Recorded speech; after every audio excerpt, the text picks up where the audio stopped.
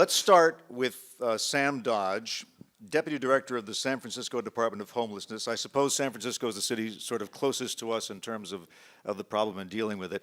So start off by telling us what has worked best for you in your situation. So thank you very much. Thanks for having me here. I'm really impressed with Seattle and everyone get up this early in the morning, come talk about a complicated issue. I actually grew up in Seattle and went to Garfield High School and Evergreen, and so I'm very familiar, grew up in the North End, very familiar with the Ave, and and just what it's looked like to live here over this time and to see the booming Seattle. It's very similar to a booming San Francisco, and what we've experienced all up and down this West Coast is that the low income, the lower part of the housing market has been really drying up as there's been so many people flooding into our communities as it's been booming. So San Francisco, where I work now, is experiencing a crisis of homelessness, right? And we've had our point-in-time counts are about 6,500 people with about 3,500 people on the street. And I returned to San Francisco not too long ago. I'd been working in New York City where I was overseeing street outreach programs, and there we had really particular kind of success, which is to reduce the amount of people that were unsheltered by 60% in every borough.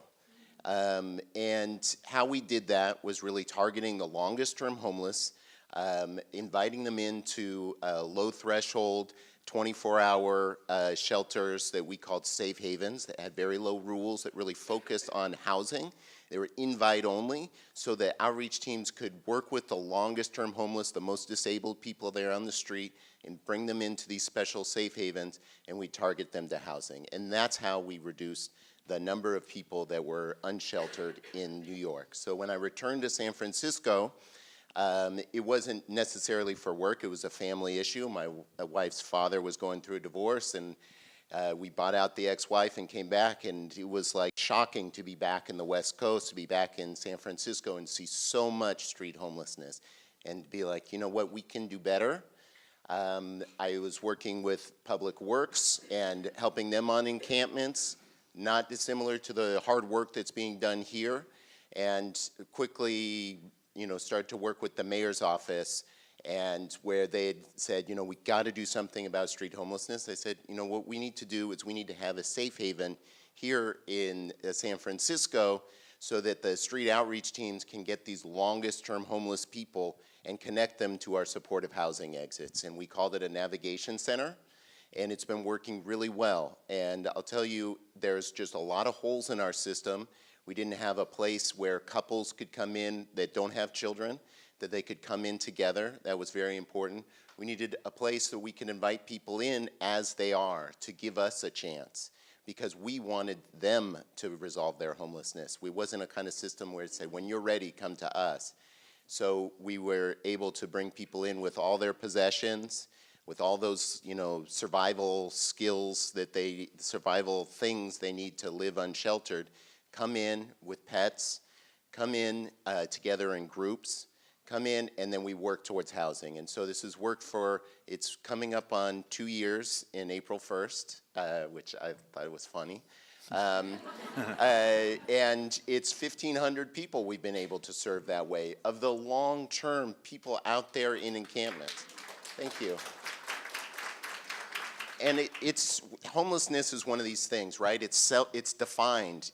People are lacking a home, which is a combination of housing that's affordable and being located in a community where you're responsible and people are supporting you and you're supporting other people. We can synthesize that with supportive housing.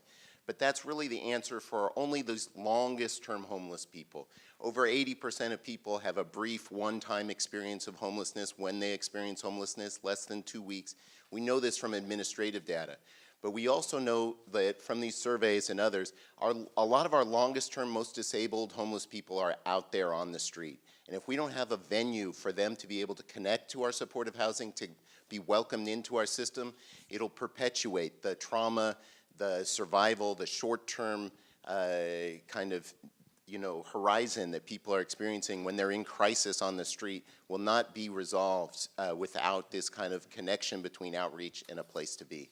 So that's what's been working for us, and I'm super excited about your mayor and his commitment here.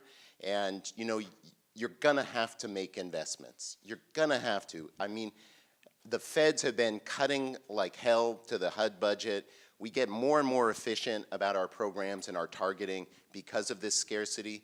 But look at what Trump's doing now. It's unlikely in the near horizon for a real good answers coming from the federal government. It's unlikely to come from the state. It's gonna have to come from our communities.